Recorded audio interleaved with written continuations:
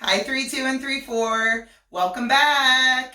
Today, Mrs. Moser is going to read you 2 stories. So this video is going to be longer. So hopefully you have a snack and a drink. That way you can watch and follow along with Mrs. Moser. I wonder what character Mrs. Moser is dressed up with for this first book. Well, let's find out what we're doing first. So let's go ahead, Mr. Moser, and zoom in on the project topic or our objective for today. How do readers compare and contrast books accurately? Ooh, Lee means in a certain way. So I know that accurately means in an accurate way, which means that we need to do it in a correct way. And then if I go back in my objective and I see the words comparing and contrasting, that should sound really familiar to you, because with our mentor sentences, we compared and contrasted them. So comparing and contrasting. Compare and contrast 2 things that are alike and different. So you're very good at that. So that's what we're going to focus on today. Now you're wondering, well, we need 2 things to compare and contrast, Mrs. Moser. Well, that's exactly what we're going to do, 3-2 and 3-4. Mrs. Moser is going to read you 2 stories today. I'm going to read us 2 trickster tales that you're very familiar with, because since you're familiar with the stories, you'll be able to easily compare and contrast them. So because Mrs. Moser's taken it back to trickster tales, I'm going to go ahead and do my trickster tale song first to refresh your memory before we go ahead and do the vocabulary words, okay? So if you remember the trickster tale song, you can go ahead and sing it along with your families, because this is one we did a lot at the beginning of the year. Okay, here we go. Clever characters who like to play a trick. They are gritty, like to brag, and really slick. The story moves fast and the problem needs solved. A lesson is learned by all involved. So think about all those pieces in our trickster tale song. What our characters love to do in our stories. Okay? So the first book we are going to read, obviously because of how I'm dressed up, we're going to read Zomo the Rabbit first. But before we do it, let's refresh ourselves with our vocabulary words. So Mr. Moser, if you wouldn't mind pointing to our first word so our friends from 3-2 and 3-4 can say the words to their families. And if you said the word was clever, you are absolutely correct. Let's do those syllables. Clever. 2. Let's go ahead and dab it. Clever. Let's go ahead and hashtag it. Clever. And let's go ahead and robot it. Clever. Well, if you were listening to our song for our trickster tales, we heard this word in there. And we know, based on our story, that we have, and most of our trickster tales, if you think about it, we have characters that have to be clever. And we have, for clever, slick and smart. So if a character is clever, they can be slick or smart. So it's something they can be. So let's think about that for a minute. Do you think that's a noun, person, place, or thing? Something you can touch. A verb, an action, something you can do. Or it is an adjective, a descriptive word, using all of your senses. Talk about it with your families. Do you think that's a noun, a verb, or an adjective? If you're clever. If you said it was an adjective, you are absolutely correct, because we can use it to describe somebody. The clever character, the clever Mrs. Moser, the clever animal. So if you said it was an adjective, you're absolutely correct. And again, we know it's slick and smart. So for our hand motion today, when Mrs. Moser's reading, this is what we're going to do. Slick and smart. Let's try that one more time. Slick and smart. Nice work. All right, let's go ahead and look at our second word. I want you to try to sound it out. If you said the word was caution, you are absolutely correct.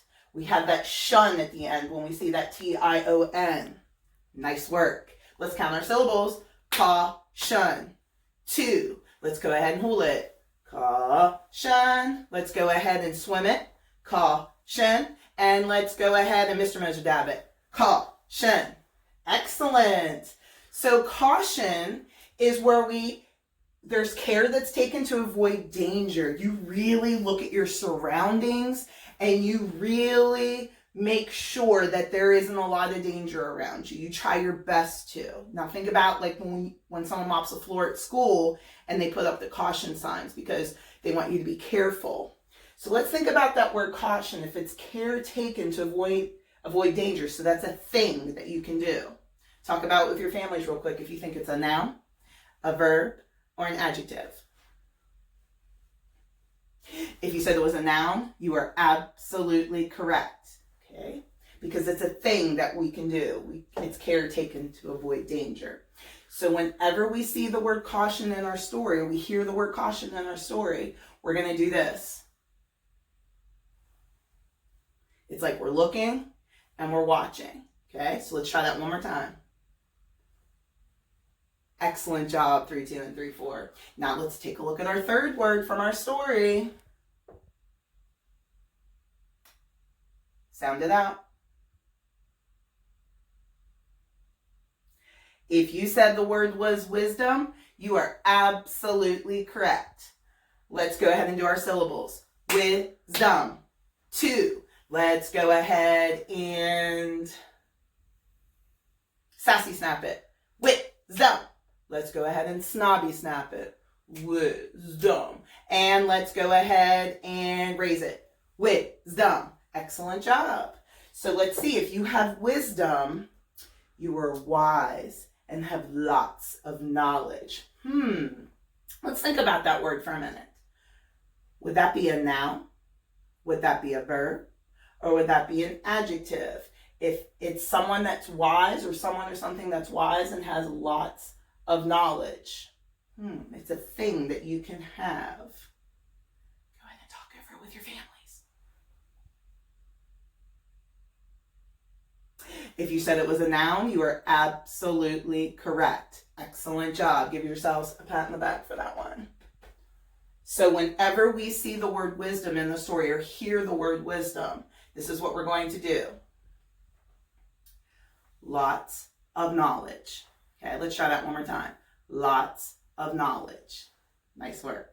Last word. Let's take a look at it. Sound it out with your families or to yourself.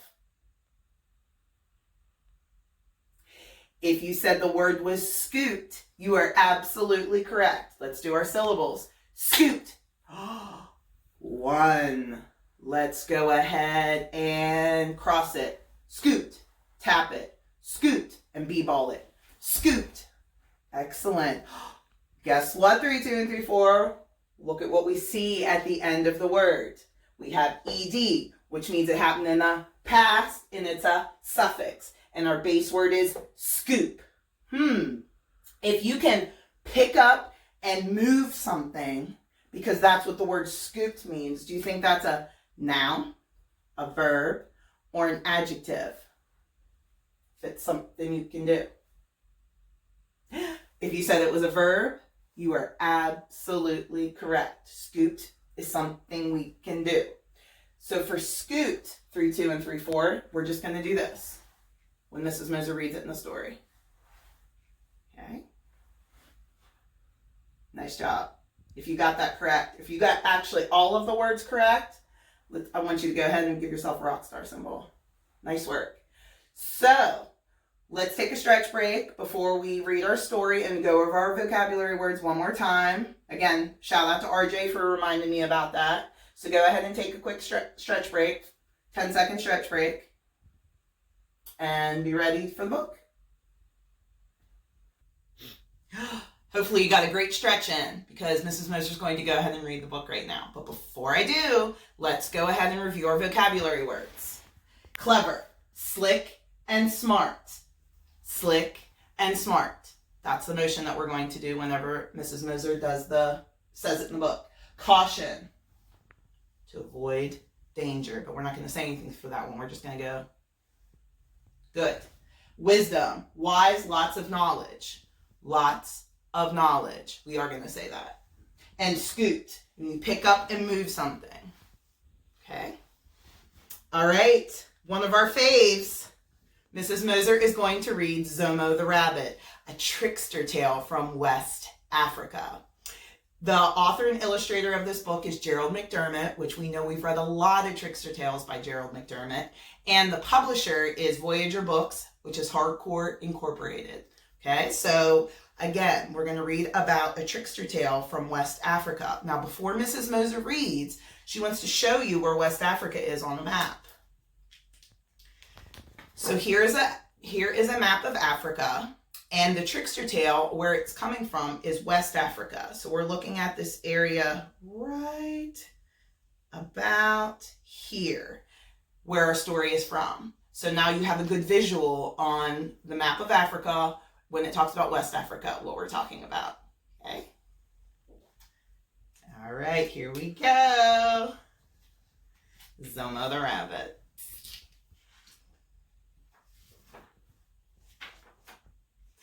Zomo! Zomo the Rabbit. He is not big, he is not strong, but he is very clever, slick, and smart.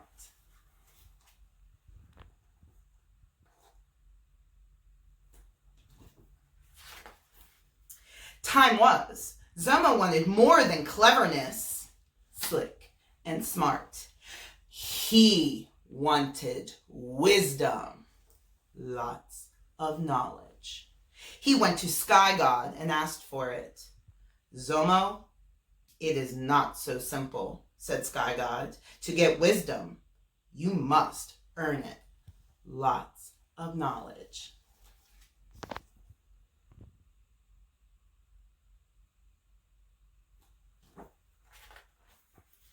How? Asked Zomo. You must do 3 impossible things, answered Sky God. I see the word impossible there. Im means not, like impossible. Never, ever. First, bring me the scales of big fish in the sea. Second, bring me the milk of wild cow. Third, bring me the tooth of leopard. I will try, said Zomo.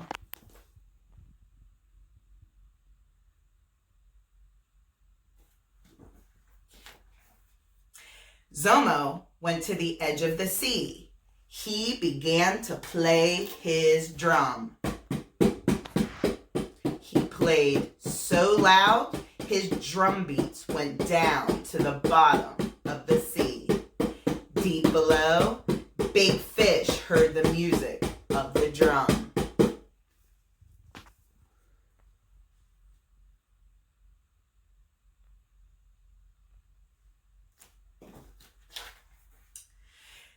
Big Fish came up out of the water. Here's Big Fish. He danced on the sand. Faster and faster, Zomo beat that drum. Faster and faster, Big Fish danced. Big Fish danced. Big Fish danced so fast that his scales fell off. Big Fish was naked. So here's Big Fish and the scales.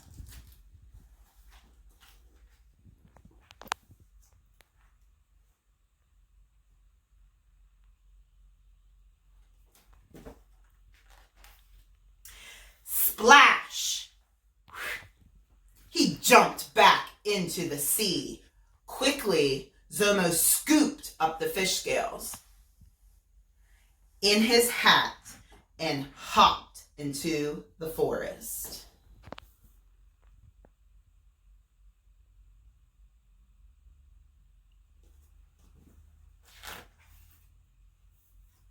I want you to think about how this story is making you feel right now based on what just happened. What would be what's your mood? How's the story making you feel? In the forest, Zomo climbed a palm tree. He looked all around. Then he saw Wild Cow. Ha! Laughed Zomo. You are not so big. You are not so strong. Who is laughing at me? Asked Wild Cow.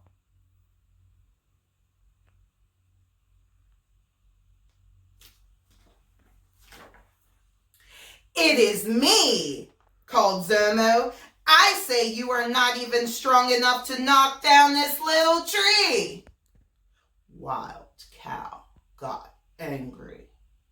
She ran to the tree to knock it down.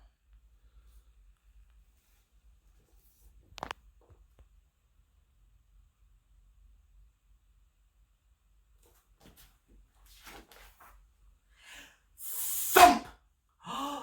Thump. That's a sound word. Oh, I think of figurative language right now. I think of onomatopoeia. Onomatopoeia, sound, words. Crash, bang, pow. She hit that tree, but the palm tree was soft. Her horns got stuck. Quickly, Zomo slid down the tree. He turned his drum upside down and filled it with milk. By the time Wild Cow got unstuck, Zomo was far away. I want you to think about what would be a good character trait for Zomo and why.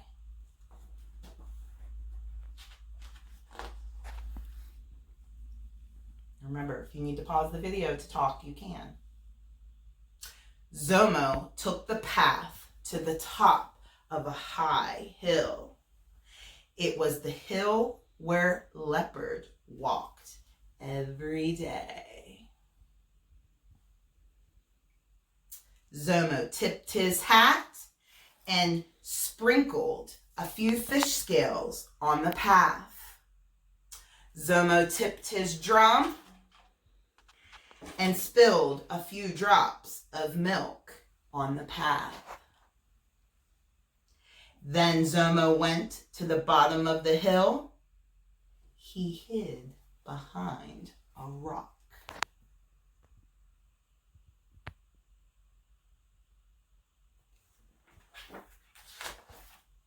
Soon, Leopard came walking over the hill. He slipped on the slippery scales and the milk. He rolled down the hill.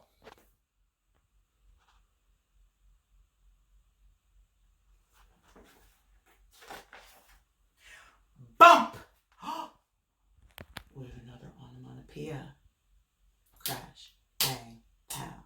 Sound, words. Leopard hit that rock. His tooth popped out. Up jumped Zomo, caught that tooth. Quickly, he hopped away. Zomo took the scales of big fish, the milk of Wild Cow, and the tooth of Leopard to Sky God.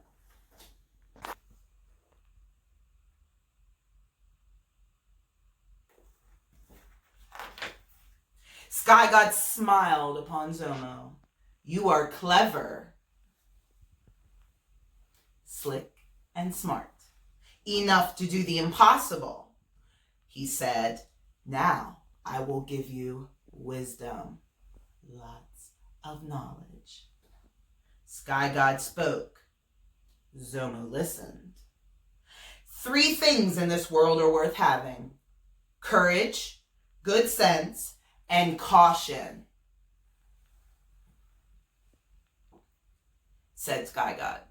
"Little rabbit, you have lots of courage, a bit of sense, but no caution. So next time you see a big fish, or a wild cow, or a leopard,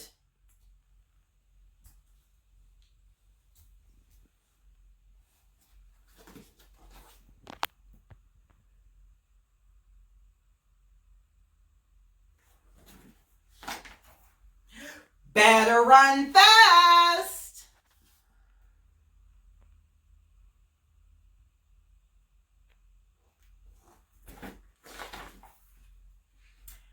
Zomo is not big. Zomo is not strong.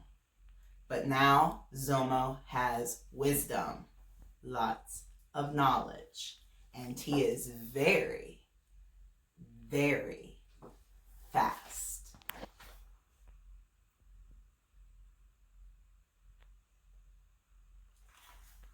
One of our favorites. I want you to think about what would be another good title for this story besides Zomo the Rabbit. I also would like you to think about point of view. Whose point of view is this story told from? Is it first person point of view or is it third person point of view? Well, 3, 2, and 3, 4. Mrs. Moser read one story. So we have our first story to compare and contrast. But guess what? Mrs. Moser has another story that she's going to read. So we're going to go ahead and get ready for our other book, and we'll go ahead and continue.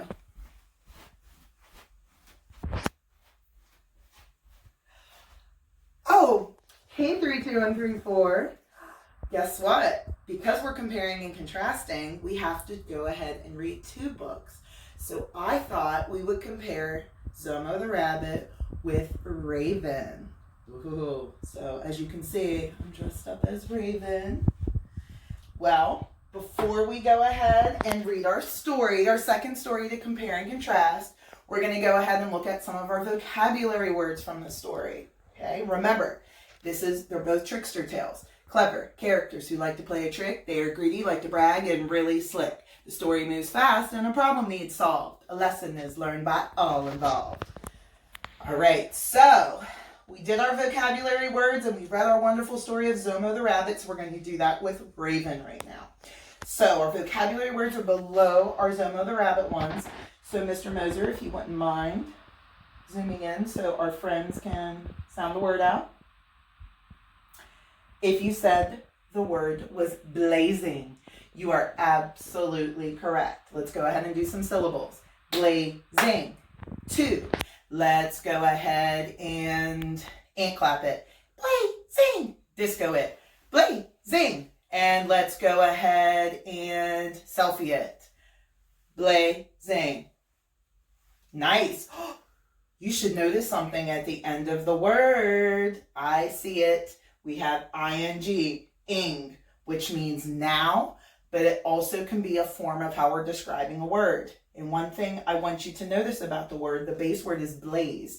But if we think about our spelling, when we do our spelling sorts, we have to drop the E to add ing. So blazing means burning bright. Do you think that word is a noun, a verb, or an adjective? If I can use it to describe something, the blazing light, the blazing car. What do you think? 3, 2, and 3, 4. If you said it was an adjective, you are absolutely correct because we can use it to describe something. So for burning bright and blazing, it can be very bright, and it's just sometimes when you look into a light, it's really hard to see. Mr. Moser and I were looking up at the moon the other night because we were waiting on something to go by it. And I know when I came in, my eyes kept having these black dots in them. So for burning bright and for blazing, we're going to do this. Okay, let's try that one more time. Excellent. So whenever we see that word or hear that word, that's what we're going to do. All right, let's take a look at our second word, Mr. Moser. Go ahead and sound it out. 3, 2, and 3, 4. If you said the word was emerge, you are absolutely correct. Let's go ahead and do our syllables. Emerge. 2. Let's go ahead and shark it. Emerge. Let's go ahead and we're going to go ahead and robot it again. Emerge. And we're going to go ahead and dab it. Emerge. Ooh, okay. So emerge means you come into view. For example, Mrs. Moser usually shows you this at school whenever we have a word like this. She usually goes outside and she usually opens the door and then comes in. So when you come into view, you're not seen and then you are, okay? So when something comes into view, you cannot see it and then you can see it. So, do you think that's a noun, a verb, or an adjective? If you said it was a verb, you are absolutely correct because it's something we can do. You come into view. So I want you to pretend that the door is closed and you're opening the door and then you're going to peek through it. Okay, let's try that. That's our motion. So whenever we hear the word emerge, that's what we're going to do. All right, let's take a look at our third word. Go ahead and sound it out. Tell your family or your brothers or sisters. If you said the word was elders, you are absolutely correct. Let's do our syllables. Elders. 2. Let's go ahead and Mr. Moser dab it. Elders. Hula it. Elders. And hashtag it. Elders. You know what I noticed at the end of this word? 3, 2, and 3, 4. More than one. We have words that are singular. Miss Moser says, like you're single, you're not be dating. And then plural, meaning more than one. So this word is plural because it has the S at the end. Singular means one. Plural means more than one. So elders, we have the S at the end. Oh, and my favorite motion and one of my favorite words that we've done. Elders are older people or old people. And if you remember, a lot of you might even remember this motion because anytime a word like ancient or elders would come up, we do pretty much the same motion. So we're going to pretend like we have our cane in our hand. We're going to hold our back. We're going to go, ow. Can you do that with Mrs. Moser? Ow. Okay. So our word elders, let's do our syllables for it. Elders. 2. Let's go ahead and sassy snap it. Elders. Let's go ahead and snobby snap it. Elders. And let's go ahead and spin it. Elders. Nice work. If they're old people, is that a noun, a verb, or an adjective? Person, place, or thing, something you can touch. A verb, an action, something you can do. Or an adjective, a descriptive word, using all of your senses. Talk to your families. If you said it was a noun, you are absolutely correct. And remember, emotion. When you hear that word. Last word. Take a look at it. If you said the word was perched, you are absolutely correct. Let's do our syllables. Perched. 1. Let's go ahead and tap it. Perched. Cross it. Perched and raise it. Perched. Only 1. But 3, 2, and 3, 4, you should see something at the end of the word that you know.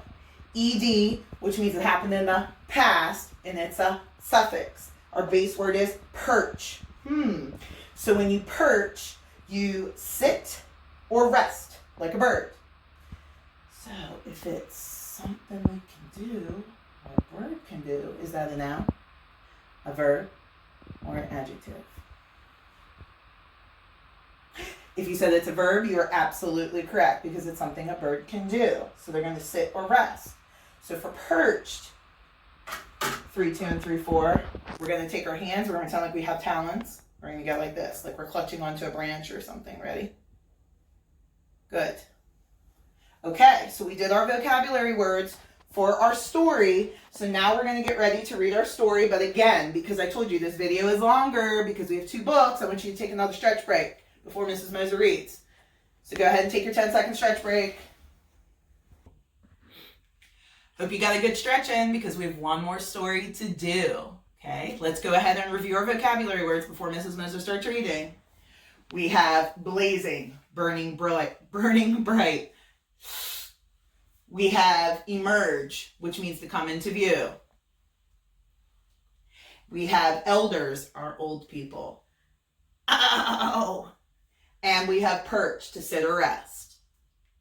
Nice work. Okay, let Mrs. Moser get settled here. Okay. So the story that we're going to read, our second story, is called Raven, a trickster tale from the Pacific Northwest. This is again by Gerald McDermott. He's the author and illustrator. And the publisher is again Voyager Books from Hardcourt Incorporated. Okay? So first things first, before I go ahead and read, because I did it with Zomo, where I talked to you about where the story takes place, you're probably wondering, what's the Pacific Northwest, Mrs. Moser? Well, I'm going to show you. The Pacific Northwest, and I really like this because it shows us that the Pacific Northwest is some of our states in the United States, but it's also a little bit into Canada too. So we have Washington State, Oregon, Idaho, and Montana, and then British Columbia, which is in Canada. So that's kind of where, to give you the setting of where the story is taking place. Okay. So that way you have that nice visual. All right. And if you remember, this is the first Trickster tale that I read you at the beginning of the year. Raven.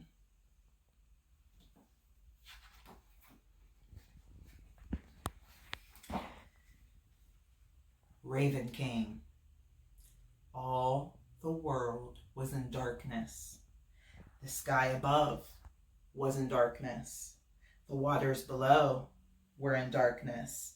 Men and women lived in the dark and cold. Raven was sad for them. He said, I will search for light.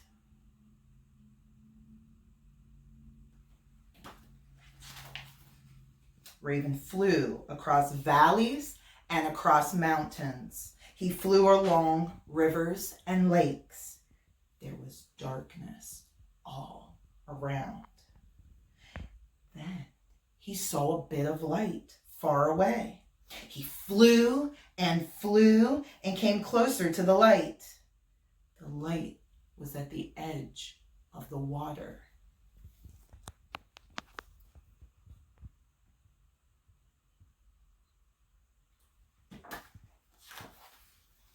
The light came from the house of the Sky Chief, and it was shining.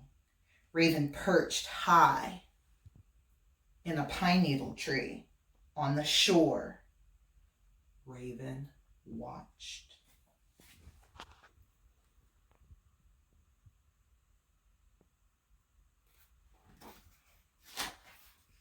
He saw a beautiful young girl emerge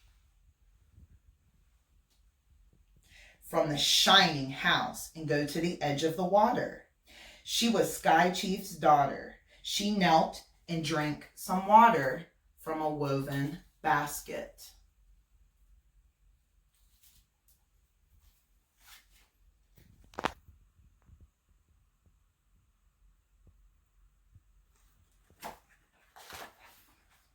Raven changed himself into a pine needle. He fell down from the tree and floated in the water. When the girl drank again, she swallowed the pine needle.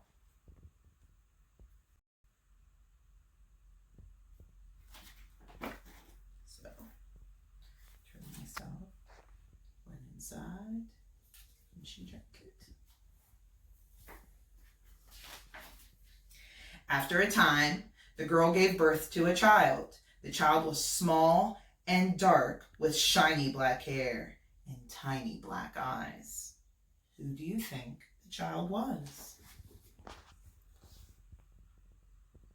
Think about how this story is making you feel as Mrs. Moser reads it. And who do you think it was?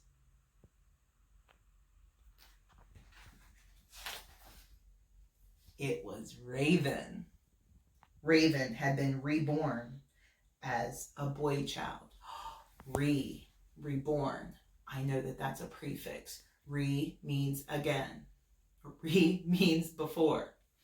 Means again, like retie.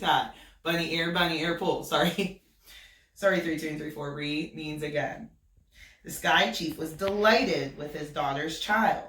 He called him grandchild. He played with the boy and carved toys for him. He invited the elders to come and see the curious, wonderful child.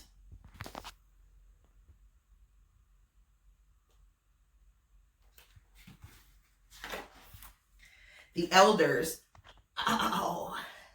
gathered in the shining house with the Sky Chief and his daughter. They watched Ravenchild crawl along the floor of the lodge. He pretended he was playing. All the time, he was trying to find where the light was hidden. He saw a box in the corner of the lodge.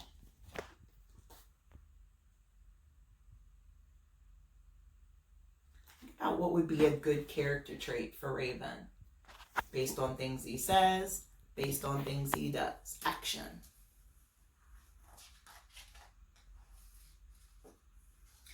The box was large.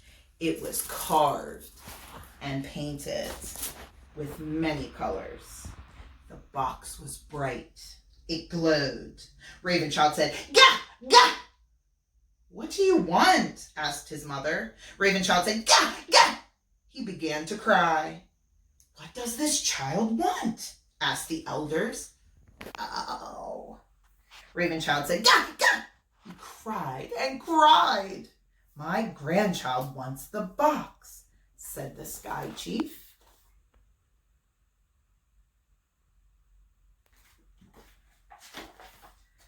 The young woman placed the box in front of Ravenchild, but he continued to cry. She took the lid off the box. Inside was a smaller box.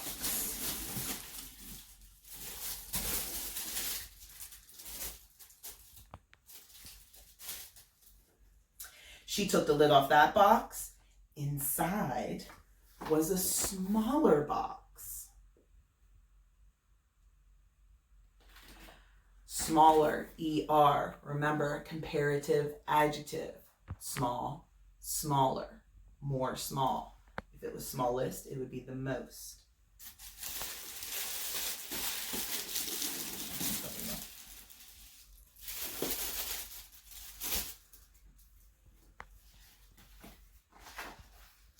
His mother took the lid off that box, and the light poured out of it. Light flooded the room. Inside the box was a shiny ball, blazing with light.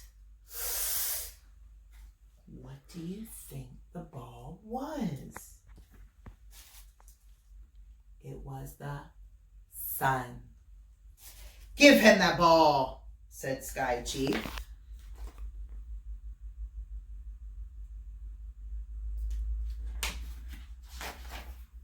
His mother gave Ravenchild the ball. Ravenchild stopped crying. He began to play with it. He rolled it around the floor of the lodge. Gah! Gah! Then he changed into a bird. Ha ha! He became Raven once more. Caw! Caw!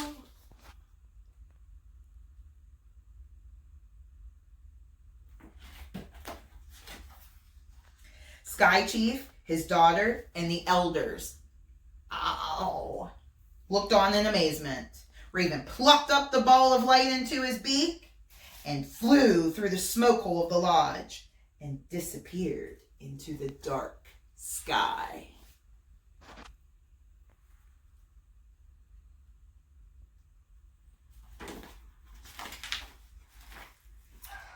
Raven flew over the valleys and the mountains. He flew along the rivers and across the lakes. Raven threw the sun high into the sky, and it stayed there. This is how Raven stole the sun and gave it to all the people.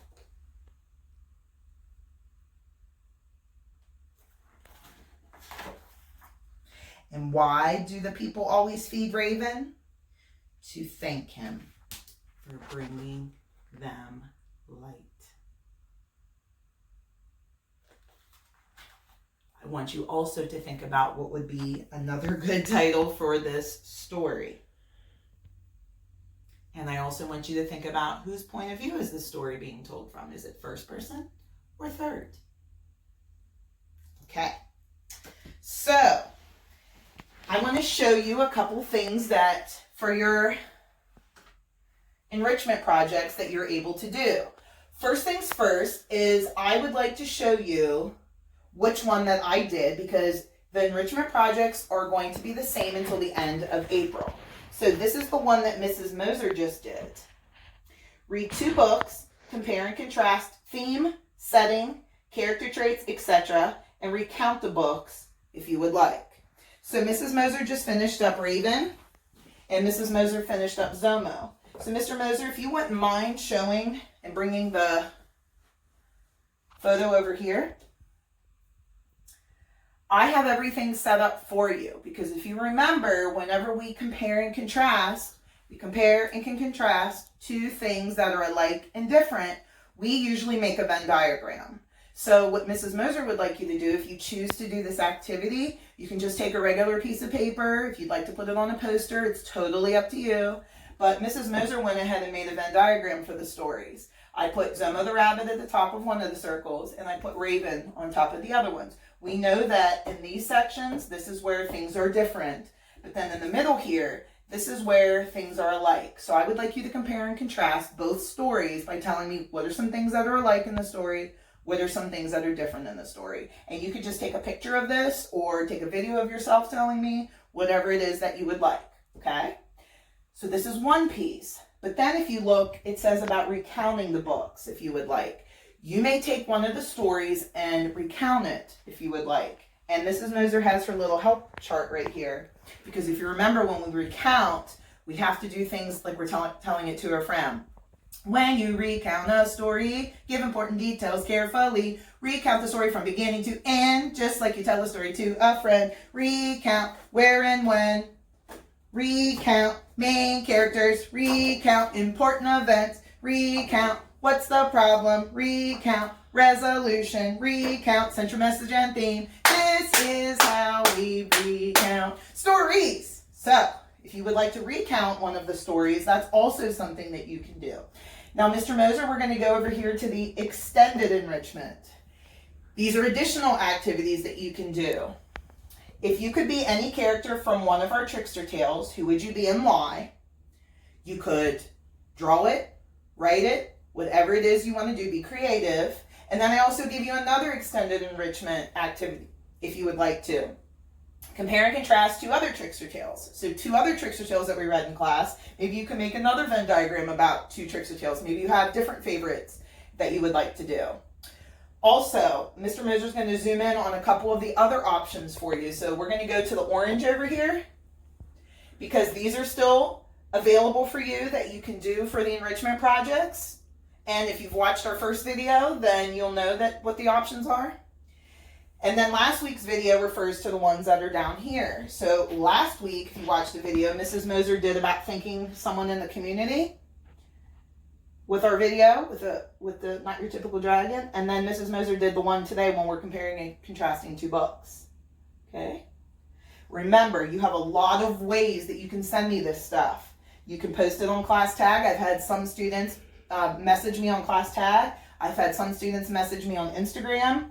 You can email it to me. I've had a lot of students text me their work and take pictures of it or take videos of it. So that's really important that we get these projects. If you can, be creative and just turn in something small to me, because I look forward to this so much, making these videos for you.